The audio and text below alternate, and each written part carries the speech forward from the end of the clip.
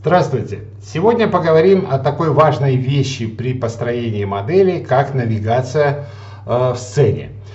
Для навигации в сцене в SketchUp предусмотрено вот всего здесь 4 инструмента. Но эти инструменты позволяют делать все, что необходимо, полностью осуществлять навигацию в сцене. Давайте посмотрим первый. Первый называется так: орбита. Значит, когда этот инструмент я выбираю, то курсор, конечно, превращается во что? В вид этого инструмента. И дальше, зажимая левую клавишу мыши, я могу вращаться, поворачивать, и объекты в сцене будут поворачиваться вокруг, да, соответственно. Обратите внимание, что при этом расстояние от точки нашего взгляда до самого объекта остается постоянным.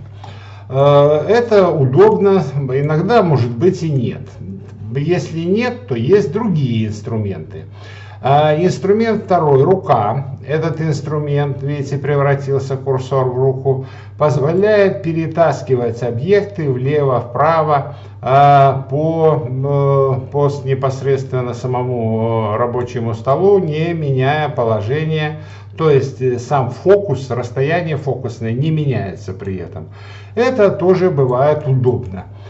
Есть другой инструмент, еще такой лупа.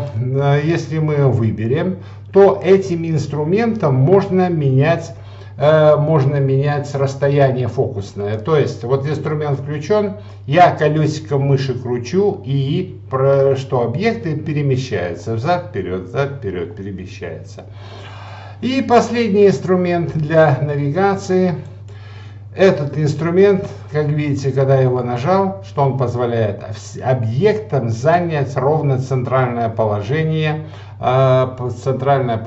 максимально возможно приблизиться. То есть, смотрите, я отодвинулся далеко и потерял эти объекты, совсем их не видно.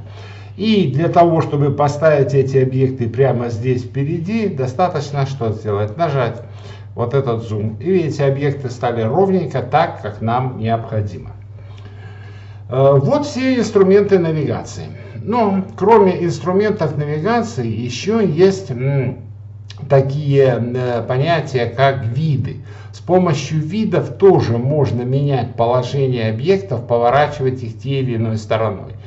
Виды находятся, их здесь нет. Открыть виды и посмотреть или поработать с ними можно с помощью вкладочки «Камера». Нажимаю «Камера», и вот здесь есть запись «Стандартные виды». И вот смотрите, есть все эти виды перечислены.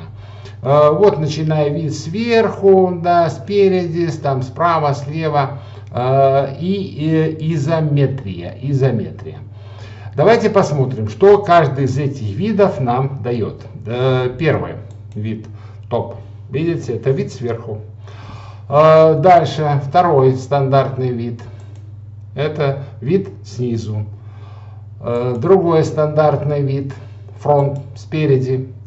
Видите, вот ровненько становится спереди. Вид стандартный. Один.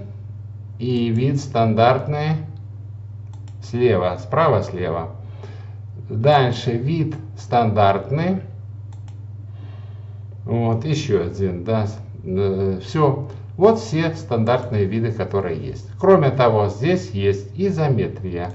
Включаем. Вот здесь становится изометрия. Ну, похожая на ту, что мы делали, да. Но есть здесь немножко разница. Изометрия бывает просто изометрия, а бывает изометрия с перспективой. То есть вот такая, как вот сейчас она стоит. Если я уберу изометрию с перспективой, и тогда включу изометрию. Вот она. Видите, выглядит здесь по-другому, да? Но чаще всего устанавливают, что изометрию с перспективой. Так получается удобнее, более наглядно то, что мы с вами делаем. И еще здесь есть вот один инструмент, такой интересный вид, называется две точки перспектива. Что это нам дает? Ну вот, такой вид, да, видите, такой вид.